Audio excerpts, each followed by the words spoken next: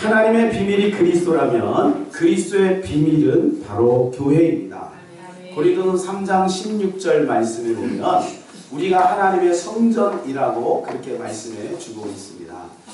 그렇기 때문에 이 시간에 말씀을 들을 때 교회 하면 이 공동체, 모인 회중 가운데 있는 교회, 이것도 생각하시고 또 우리의 가정도 생각하시고 또 내 자신도 생각하시면 여러분에게 더 은혜가 될 줄로 믿습니다. 왜냐하면 교회는 곧 나요. 그런 가정이요. 또 우리가 모여서 예배드리는 이곳이 바로 교회이기 때문에 그렇습니다. 자, 골로새서 2장 2절에 보면요, 이런 말씀이 있습니다. 같이 한번 읽을까요? 이는 그들로 마음의 위안을 받고 사랑 안에서 연합하여 확실한 이의 모든 풍성함과 하나님의 비밀인 그리스도를 깨닫게 하려 함이니. 하나님의 비밀이 뭐라고요? 오늘 말씀해주고 있죠? 하나님의 비밀이 뭐라고요? 아니, 골로새 2장 2절에 하나님의 비밀이 뭐라고요? 그래요. 예. 그리스도라고 되어 있잖아요. 주저하시니까 성경에 나와 있는데 하나님의 비밀인 뭐요? 그리스도를 깨닫게 하려. 여러분 오늘 하나님의 비밀인 그리스도를 깨닫기를 바랍니다. 여러분 하나님을 믿으면서도요 그리스도를 깨닫지 못하는 사람이 있어요. 그거는 굉장히 안타까운 일입니다. 여러분 우리 하나님을 믿고 신앙생활을 하면서 그리스도를 놓치면 안 됩니다. 왜냐하면 그리스도가 하나님의 비밀입니다. 그러니까 그리스도를 통해서 하나님을 만날 수 있다. 이 비밀이라고 하는 말은 이제 숨겨진 거, 뭐 시크릿, 뭐 이런 숨겨진 거, 뭐 이런 것도 있지만 신비라는 뜻도 있어요. 비밀은 두 가지 의미가 있어요. 그래서 이제 비밀이 나오면 뭐냐? 두 가지 의미를 생각해야 돼요. 숨겨진 것, 그것 또한 신비 이런 뜻이 있어요. 그래서 여러분 예수 그리스도는 바로 뭐냐? 하나님의 신비예요. 그렇지 않습니까, 여러분? 하나님이 인간의 몸을 입고 이 땅에 오셨잖아요. 그분이 하나님이잖아요. 우리 눈에 보였던 역사 속에 오셨던 그분이 그리스도잖아요. 그러니까 그분을 만나는 것이고 누구를 만나는 거예요? 하나님을 만나는 거예요. 그러니까 그리스도를 못 만나면 하나님을 정확히 만나는 것이 아닙니다. 그래서 그리스도를 알아야 돼요.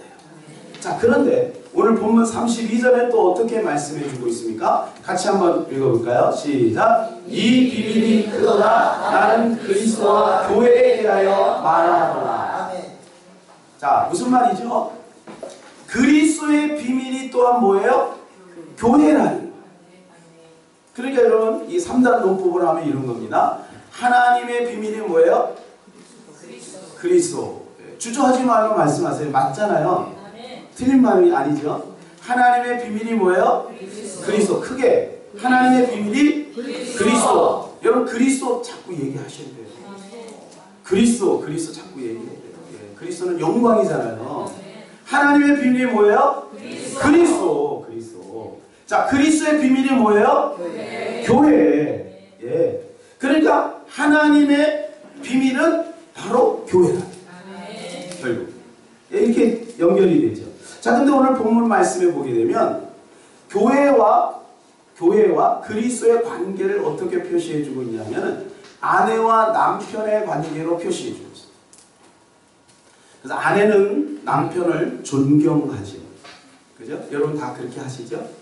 아내는 남편을 존경하고 그리고 남편은 아내를 어떻게 해요? 사랑하잖아요. 이런 관계로 표현해 주고 있어요. 정상적인 가정이라면 여러분 남편을 아내가 존중하고 존경하는 것이 맞죠. 그렇게 해야 되겠죠. 자, 그리고 남편은 권위를 가지고 나는 남편이니까 이런 것이 아니라 어때요? 아내를 사랑하는 거죠. 내 몸처럼 사랑하는 거죠. 이런 관계로 설명해 주고 있어요. 이거를요 구약에서 잘 설명해 주는 데가 어디냐면 아가서. 그래서 여러분 아가서에서는요 부부의 은밀한 침실에 있는 관계 속에서 성도와 하나님과의 관계를 표현해 주고 있어요. 정말 놀라운 일입니다, 여러분. 우리가 감히 어떻게 하나님하고 연애의 대상이 될 수 있겠습니까? 근데 하나님이 그렇게 표현을 해주고 있단 말이에요.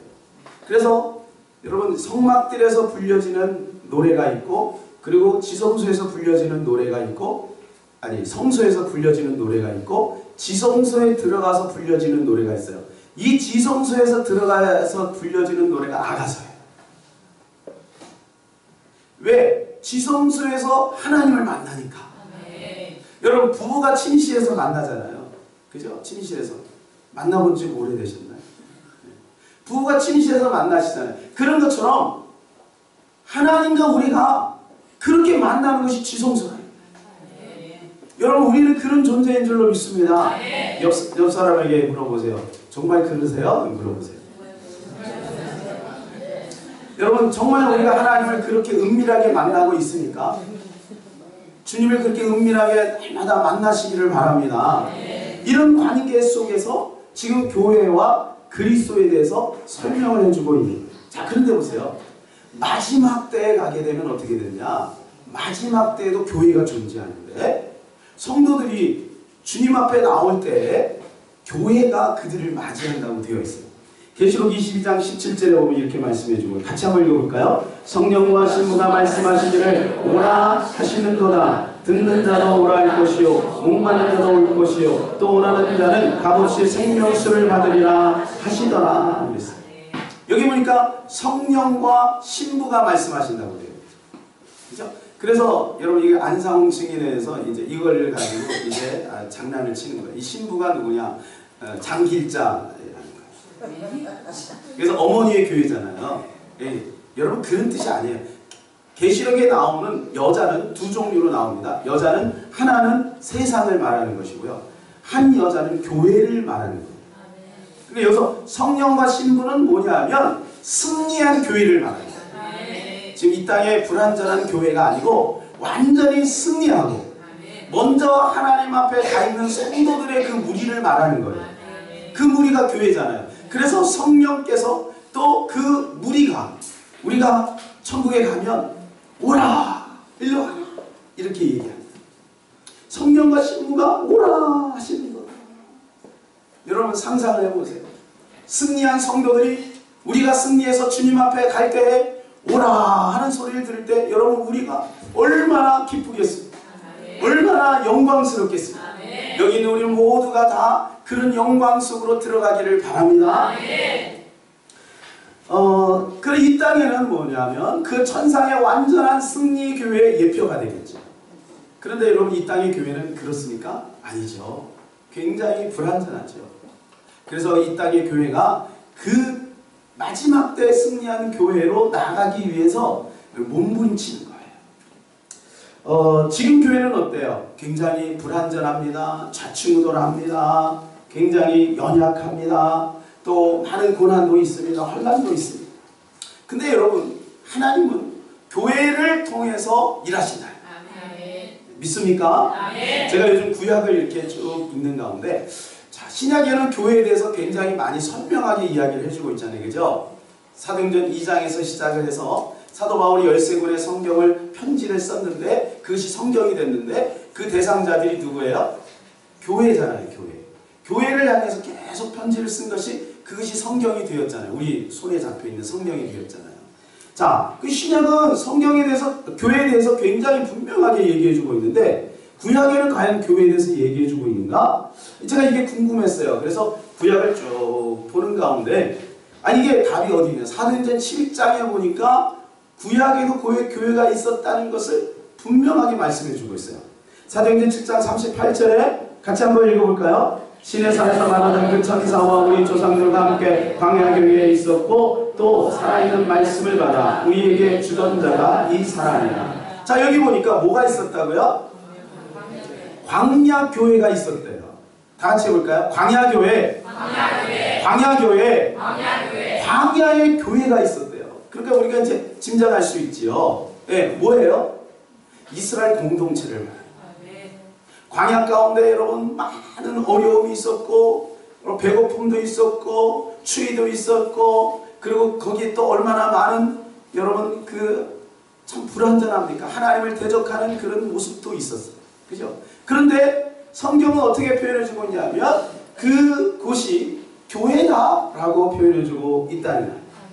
신약에서 말하는 교회는 보통 세 가지를 의미합니다. 마을 단위 집회를 말해요. 두 번째는 지체로서의 성도를, 고린도서 3장 16절에 나오는 우리 한 사람 한 사람 보편적인 교회, 우리가 가는 곳이 다 교회잖아요. 그것을 말합니다. 세 번째는 우리가 이렇게 모여서 이렇게 드리는 지역적인 집단에 있는 지역교회, 이렇게 세 종류로 교회를 말해주고 있습니다. 자, 그럼 구약에 있는 교회는 어떤 성격을 가지고 있는가? 제가 그래서 창세기부터 한번 쭉 봤어요. 그러니까 야, 눈이 열렸어요. 교회가 구약 처음부터 시작이 돼요. 여러분, 노아 때 방주를 만들었죠. 네, 방주. 이 방주를 120년을 만들었잖아요. 그럼 사람들에게 이야기하죠. 들어오라고. 들어오라고. 여러분, 이게 교회예요. 그래서 우리는 보통 방주교회, 방주 같은 교회가 되게 이렇게 하지 않습니까? 근데 거기서 머무는 게 아니에요. 그 다음에 창세기에 보면 4대 족장과 4대 사건이 나옵니다. 요게 창세기예요. 딱 8가지로 딱 볼 수 있는데, 자, 4대 족장이 쫙 흘러요. 누구예요? 아브라함, 이삭, 야곱, 요셉. 그죠? 이건 상식인데 우리 후대들 알아두세요. 예, 이 네 종류의 사람이 4대 족장이에요. 그런데 하나님께서 아브라함으로부터 시작해서 하나님이 새로운 출발을 이루어 나가시잖아요. 그죠? 새로운 출발을 쭉 나가시는데, 여러분, 아브라함이 교회고 이삭이 교회고 그 다음에 야곱이 교회고 요셉이 교회인 것을 알 수가 있습니다. 왜냐하면 그때는 교회라고 하는 타이틀은 없었지만 하나님이 그들을 통해서 일하시고, 우리가 지난주에 살펴봤듯이 하나님과 이 죄악의 세상과 연결하는 것이 바로 뭐냐면 예수 그리스도가 머리가 되고 몸인 교회입니다. 그렇기 때문에 여러분, 아브라함과 야곱과 이삭과 요셉을 통해서 지금 하나님이 지금 세상을 통치하고 있는 거예요. 그러니까 그것이 교회다 라는 것을 쉽게 알 수가 있는 거죠. 근데 여러분, 그들을 한번 가만히 보세요. 교회가 뭐 그래? 너무 불완전해요. 교회가 너무 부족해요. 여러분, 아브라함 보세요. 어떻게 해요? 아유, 이 아브라함은요, 참 자기 아내를 어떻게 해요? 누이라고, 사실은 누이긴 누이, 자기 목숨 부지하려고 비겁하게 누이라고 거짓말을 하고, 그리고 2번이나 그것도, 예, 그러지 않습니까? 아브라함이 얼마나 부족해요. 여러분, 야곱은 보세요. 야곱은 얼마나 인간 냄새가 납니까? 형을 속이고 아버지를 속이고, 그렇죠? 굉장히 인간 냄새가 많잖아요. 여러분, 요셉 보세요. 요셉. 여러분, 교회가 얼마나 많은 고통을 당하니까 감옥살이를 하지요, 종살이를 하지요. 얼마나 고통을 당하니까. 여러분, 오늘날 교회를 말하고 있는 거예요. 오늘날 교회가 여러분 얼마나 많은 연약함에 있습니까? 그리고 얼마나 많은 고통 속에 있습니까? 불완전한 거죠. 이 땅은 여러분, 이 땅에 있는 교회는 그렇게 여러분 인간 냄새가 날 수 있습니다. 부족할 수 있습니다.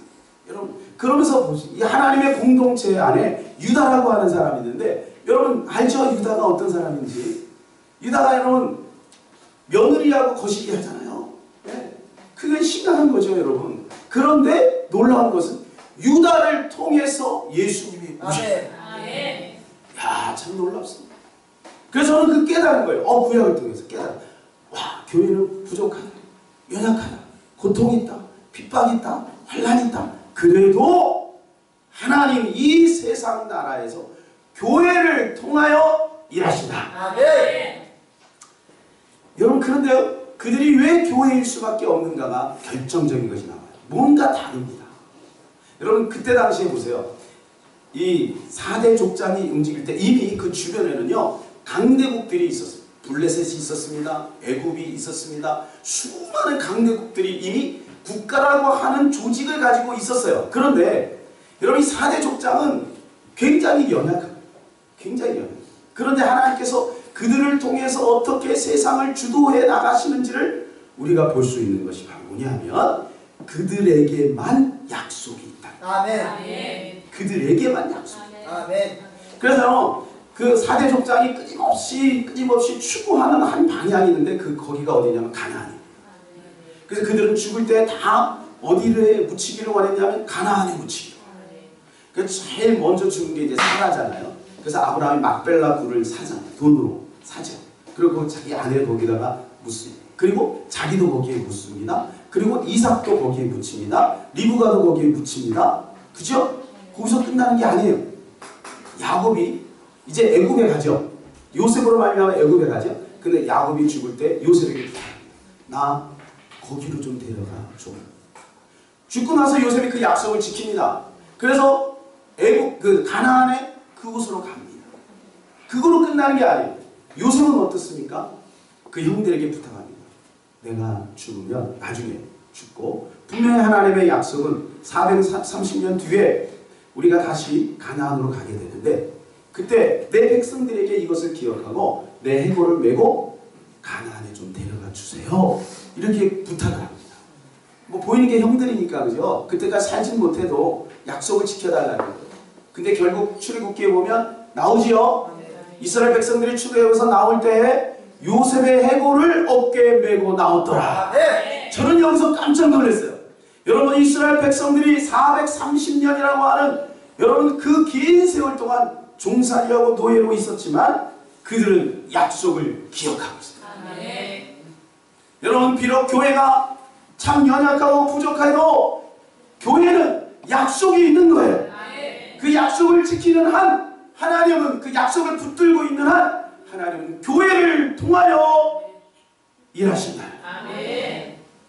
근데요 저는 이 교회 요셉을 통해서요 교회의 영광을 봤어요. 보세요. 그죠? 요셉을 통해서 교회의 영광을 요셉은 종살이와 감옥살이를 하지 않았습니까? 그죠? 그런데 하나님의 시간표가 딱 되니까 그가 애굽의 국무총리가 되었습니다. 저는 이 장면에서 막 가슴이 두근두근 했습니다. 야, 그러면서요 이런 생각했어요. 그렇다. 비록 나에게 종살이가 있고 그리고 감옥생활이 있을지라도 하나님의 시간표를 기다린다. 그러면 어느 날 분명히 교회의 영광은 분명히 나타납니다. 우리 성도들에게도 이러한 은혜가 있기를 바랍니다. 하나님의 시간표는 분명히 온다는 거예요. 바로가 꿈을 꿨잖아요. 그죠? 두 가지 꿈, 암송아지 꿈, 그 다음에 이삭의 꿈을 통해서 7년 풍년과 그 다음에 7년 흉년이 있을 것을 꿈으로 보여줬잖아요. 그런데 여러분 아무도 이것을 예측하지 못하고 모르고 있을 때 요셉이 이 꿈을 정확하게 해석을 합니다. 여러분 이것이 바로 하나님이 하시는 방법. 여러분 기근은 누구를 위해서 주었을까요? 여러분 기근은 바로 우리에게 큰 재앙일 수도 있고 어려움일 수도 있지만 기근은 바로 우리에게 축복일 수도 있고 기회일 수도 있다는 거예요. 기근은 기회입니다. 여러분 요셉은 그 기근을 기회로 삼은 거예요.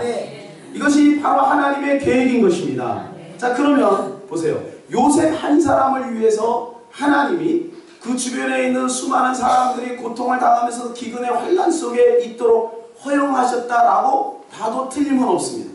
여러분 하나님은요 그렇게 일하십니다. 여러분 노아의 8 식구만 구원을 받았다는 것을 기억해요. 약속이 있는 사람만이 구원을 받는 것입니다. 하나님은 무리에게 집중하지 않습니다. 하나님은 제자에게 집중한다는 것입니다. 그러므로 저와 여러분이 주님의 제자가 되기를 바랍니다. 요셉은 여러분 그때 모든 세상의 주도권을 가지고 있었어요. 한 사람이 주도권을 가지고 있어요. 한 사람. 그래서 우리 후대 중에 요셉과 같은 한 사람만 나오면 되는 거예요. 다윗과 같은 한 사람이 나오면 되는 거예요. 저는 우리 친구들 중에 나올 줄로 믿습니다. 여러분이 꼭 나오기를 바랍니다. 두 손 들고 아멘. 할렐루야. 제일 빨리 든 사람에게 임할지어다. 여러분 교회가 타락하면 반드시 그 시대는 어려워집니다. 보세요. 교회가 타락하면 시대가 어려워졌어요. 세상 문제는 그래서 교회의 문제입니다. 여러분 역사를 통해서 교회가 들고 일어나고 교회가 깨어있을 때 하나님께서는 다시 새로운 기회를 줍니다. 여러분 우리나라가 일제 압박 속에 있을 때 교회가 들고 일어난 거예요. 그래서 민족 대표 33인 중에 16명이 교회 장로님이나 목사님들이었습니다. 그 중에 대표적인 분이 누구냐? 길선주 목사님. 유관순 누나가 여러분 크리스찬인 거 여러분 아시잖아요. 3일 금식하고 여러분 독립운동을 일으킨 거예요. 여러분 교회가 역사를 주도했었어요. 그뿐만 아니에요. 우리나라 군사 독재 시절에도 교회가 민주화운동에 앞장섰던 거예요. 근데 지금은 어떻습니까? 교회가 그렇지 못합니다. 오히려 세상이 걱정거리가 된 것이 사실입니다. 왜 그러냐? 교회가 치료될 것이 많이 있습니다. 여러분, 그래서 이제는 교회가 주도적이어야 합니다. 교회가 시대를 끌고 나가야 합니다. 그래서 교회는 시대를 읽을 수 있는 눈이 있어야 하는 것입니다. 여러분, 이제 근데 이 요셉이 어떻게 해서 그것을 쟁취했는지를 한번 가만히 보면 교회가 회복될 수 있는 은혜가 여기서 이제 보이게 돼요. 자, 보세요. 자, 꿈을 꿨잖아요. 그런데 거기에 이미 애굽에는 박수와 술객들이 있었어요. 그러니까 꿈을 해석하는 사람들이에요. 그 사람들은 전문가들이에요. 그런데 그것을 해석하는 사람이 아무도 없어요. 그죠? 그래서 어떻게 해갖고 요셉이 바로에게 가서 이 꿈을 해석합니다. 앞으로 7년 풍년이 있을 것입니다. 그러면 곡식을 다 걷어서 창고에 모아서 잘 보관해서 흉년을 대비하십시오. 이렇게 얘기했어요. 그랬더니 바로왕이 뭐라고 했냐면 네가 그거예요. 그래서 이제 총리가 된 거거든요. 여러분, 이 시대를 읽을 수 있는 눈이 있어요. 요셉은 시대를 읽을 수 있는 눈이 있었어요. 여러분, 교회가 왜 힘을 잃었습니까? 바로 이 힘이 없는 거예요. 여러분, 도덕성의 문제도 있습니다. 윤리적인 문제도 있습니다. 여러 가지 많은 문제가 교회에 있지만 가장 큰 문제는 바로 이거예요. 영적인 힘을 잃어버린 거예요. 교회가 시대를 볼 수 있는 눈이 없어졌어요. 여러분, 요셉은요, 그렇게 영적인 힘만 있는 것이 아니라 요셉은 지혜도 있었어요. 여러분, 그는 쌀 장사 잘 안 했잖아요. 그래서요, 애굽의 토지 제도를, 토지법을 만들었잖아요. 그죠? 예. 그래서 요셉 때문에 바로는 돈 잡은 거예요. 대박난 거예요. 그러니까 한 사람 때문에. 여러분, 오늘날 교회도 이러한 지혜가 필요해요. 그런데 여러분, 교회는 어때요? 타락하고 병들었습니다. 왜 그랬을까요? 그것은 선악과를 따먹기 때문에. 하나님께서는 본래 이 땅에 하나님의 나라가 이루어지기를 원하셨어요.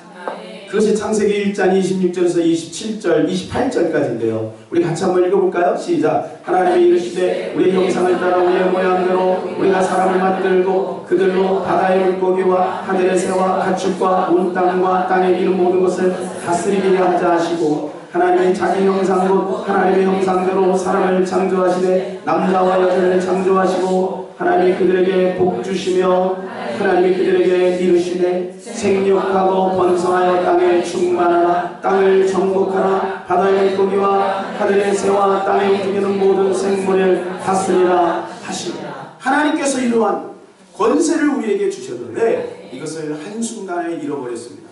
창세기 3장의 선악과를 따먹을 때 여러분, 사단에게 이것을 다 빼앗겨버리고 말. 그것을 마태복음 16장에는 뭐라 그러냐? 음부의 권세라. 여러분, 그래서 교회가 음부의 권세가 휘둘리면 안 되는 것입니다. 저와 여러분이 깨어서 여러분 음부의 권세를 몰아내야 될 줄로 믿습니다.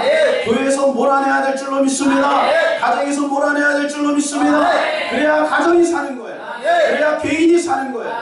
그래야 교회가 사는 거예요. 그래서 예수님 마지막에 우리에게 부탁하신 게 마태복음 28장 18절에서 20절에 있는 말씀, 교회의 영광을 회복하라. 그것이 이것입니다. 하늘과 땅의 모든 권세를 내게 주셨으니 그러므로 너희는 가서 모든 족속으로 제자를 삼아 아버지와 아들과 성령의 이름으로 세례를 주마. 내가 너에게 분부한 모든 것을 가르쳐 지키게 하라. 볼지어다 내가 세상 끝날까지 너희와 항상 함께 있으리라. 여러분, 교회의 영광은 바로 이것입니다. 하나님이 우리에게 기대하는 것이 이것입니다. 예수님께서 오늘 우리에게 이것을 약속해 주고 있습니다. 그래서 교회는 이 역할을 해야 되는 것입니다. 그래서 우리가 전도와 선교할 때요, 구걸하듯이 하지 마시고 당당하게 하시고, 우리는 교회의 영광을 회복하는 것이고 창세기 1장 26절에서 28절을 회복하는 것입니다. 창세기 3장에서 잃어버린 그 모든 영광을 다시 빼앗아 오는 것입니다. 그것이 바로 전도와 선교인 것입니다. 하지만 제자들은 이것을 알아듣지 못했어요. 그런데 여러분, 다시 하나님께서 그 영광을 회복하는 것이 뭐예요? 사도행전 2장.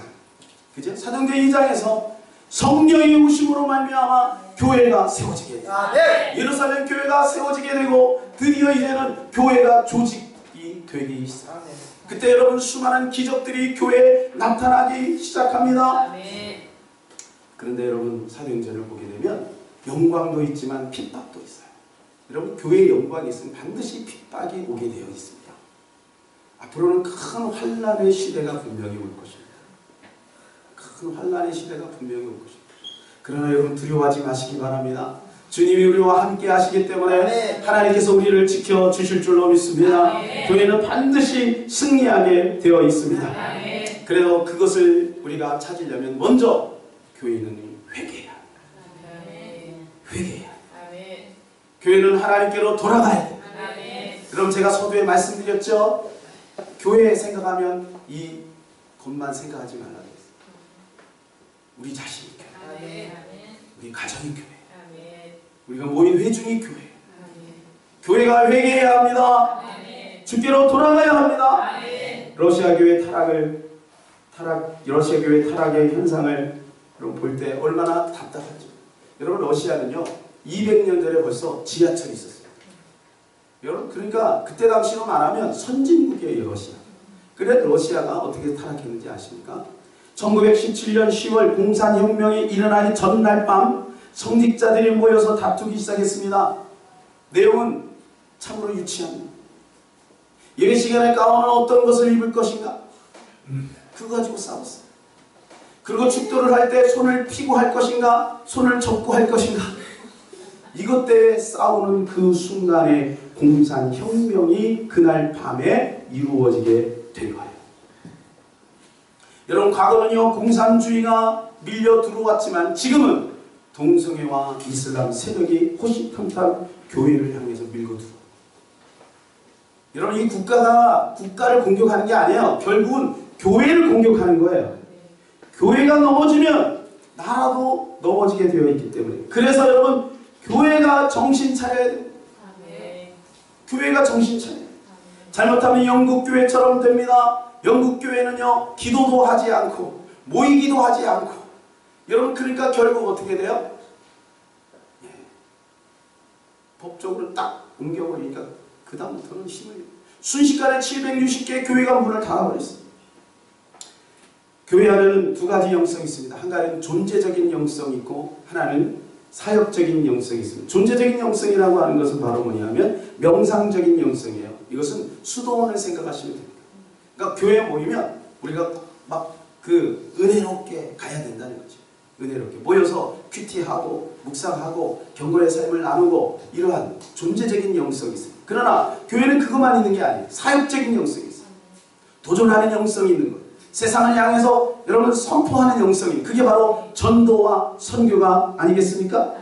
근데 우리나라에 과거에 보면 70년대 80년대 이 사역적인 영성이 우리나라를 이렇게 이끌고 나갔습니다. 그래서 교회가 막 전도하고 선교하고 교회가 막 건축하고 이렇게 돼요. 그러다 보니까 이제 어느 순간 반작용이 일어나서 이제는 지금 존재적인 영성으로 자꾸 교회 안으로 밀고 들어가는 도전 정신을 자꾸 잃어버리게 된 거죠.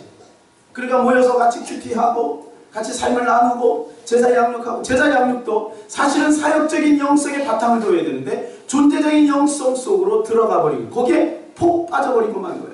그래서 여러분 이거 균형이 필요한데 이 균형이 바로 뭐냐면 따라서 해봅시다. 청교도적 영성.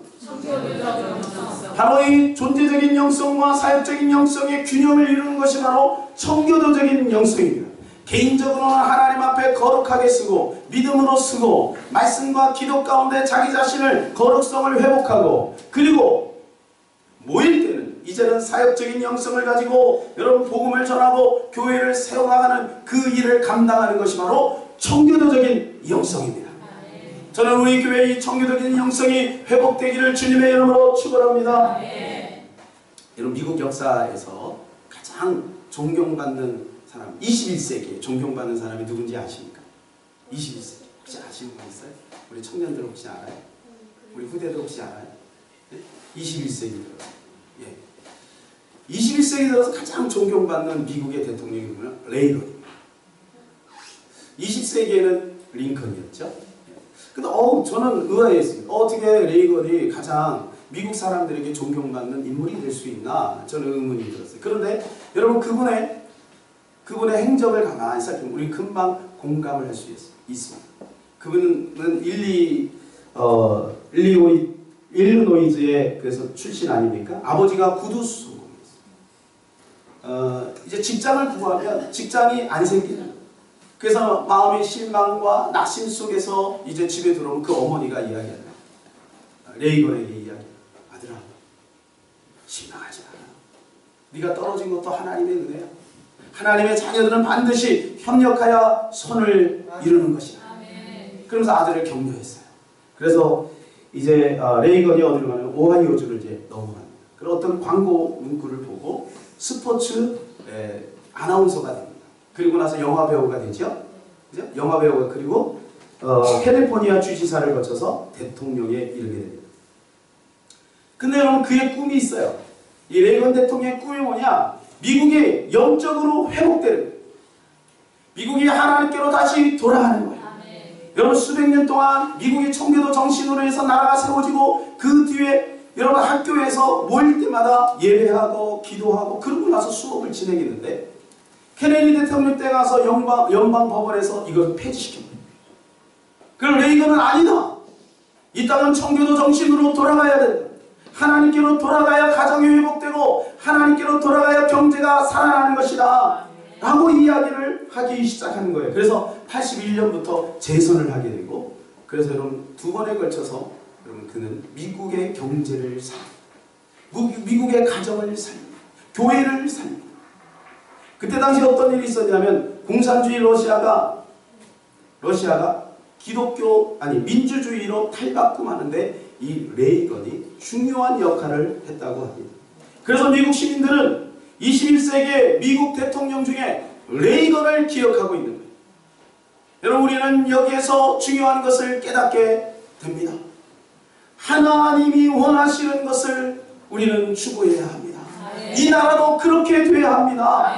그럴 때 여러분 세상에서도 인정받고 세상에서도 존경의 대상이 될 수 있는 줄로 믿습니다. 여러분 교회의 영광을 회복해야 될 줄로 믿습니다. 저와 여러분이 그 일에 작은 몸부림을 치시기를 바랍니다. 이제 말씀을 맺겠습니다. 우리는 교회의 영광을 회복할 수 있습니다. 교회가 회복되면 가정이 회복되고 나라와 사회가 회복됩니다. 그것은 하나님께로 돌아가야 합니다. 기도가 회복되어야 합니다. 교회가 그 역할을 할 수 있습니다. 여러분 교회에 충성하시기 바랍니다. 교회를 세워나가시기 바랍니다. 교회가 바로 하나님의 나라이기 때문입니다.